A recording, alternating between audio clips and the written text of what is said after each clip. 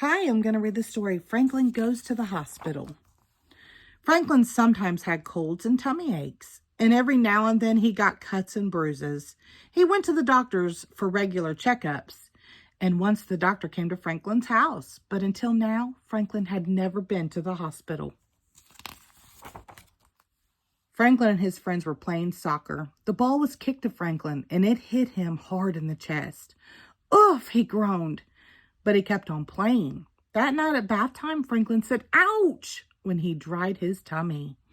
His mother took a closer look. She said, we'll go to the doctor first thing tomorrow. With gentle fingers, Dr. Bear poked and prodded Franklin's shell. She discovered a small crack.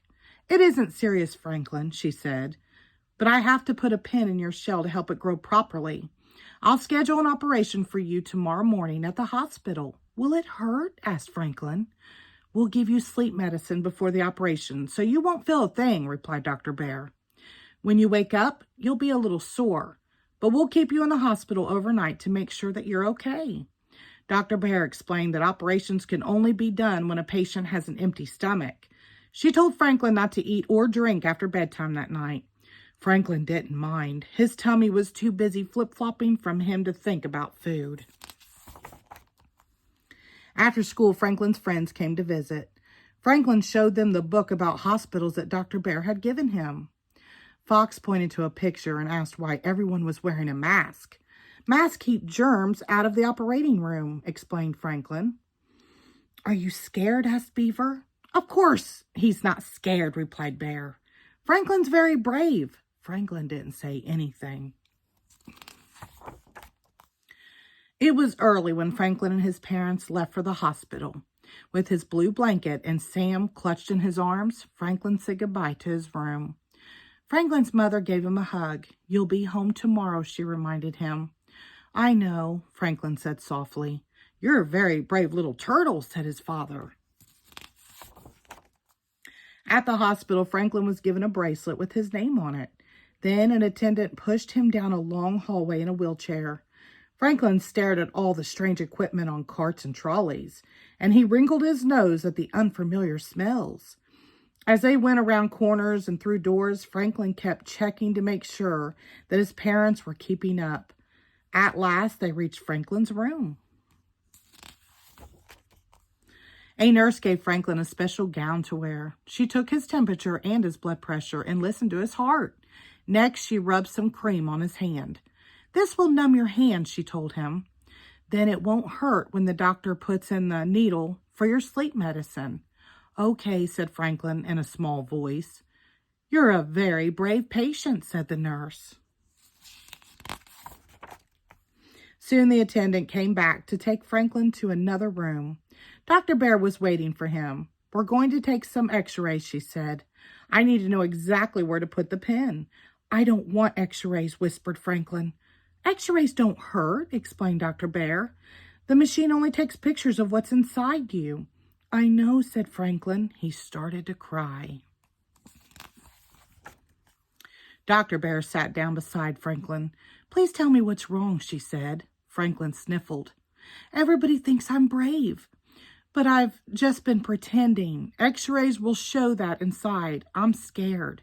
Oh, Franklin, exclaimed Dr. Bear. An X-ray doesn't show fillings. It only shows shell and bones.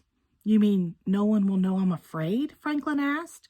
No one, replied Dr. Bear. But just because you're afraid doesn't mean you aren't brave. Being brave means doing what you have to do, no matter how scared you feel. Franklin thought for a few moments.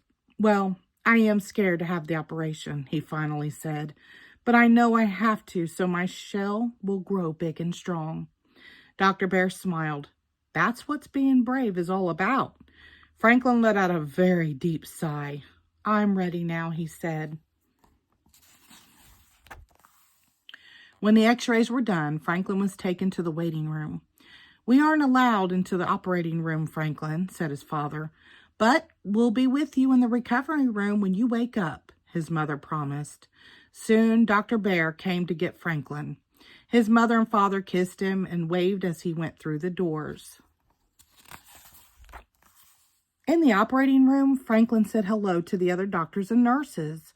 Dr. Bear put stickers on Franklin's chest and explained that this was how they would watch his breathing and heartbeat during the operation. Then Dr. Raccoon put the needle for the sleep medicine in Franklin's hand. It didn't hurt at all. When that was done, he asked Franklin to count backwards from 100. But I can only count backwards from 10, Franklin said. That will be just fine, said Dr. Bear. 10, 9, 8, began Franklin, and that was as far as he got.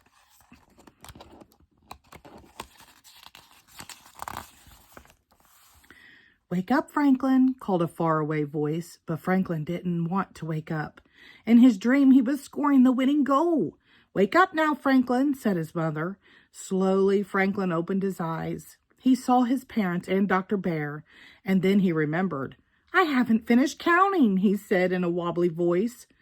But I finished operating, said Dr. Bear with a laugh.